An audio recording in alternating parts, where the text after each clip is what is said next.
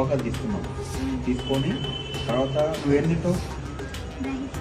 Okay, దయపూరి chat తినేసి అమ్మకి చెప్తే తిడుతుంది. ఓకేనా? మన నేర్పిద్దాం. ఓకే చలో చలో నెక్స్ట్ వచ్చేసి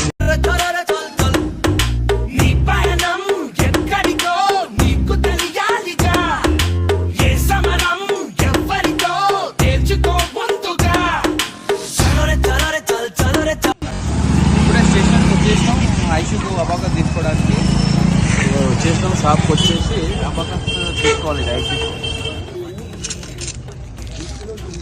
అది కావాలన్నా ఇది కావాలన్నా నువ్వు తీసుకో. నీ ఇష్టం ఏది కావాలంటే తీసుకో. సంతోషం చూడండి, హ్యాపీ ఫీల్ అయింది. ఓకేనా? హ్యాపీయా?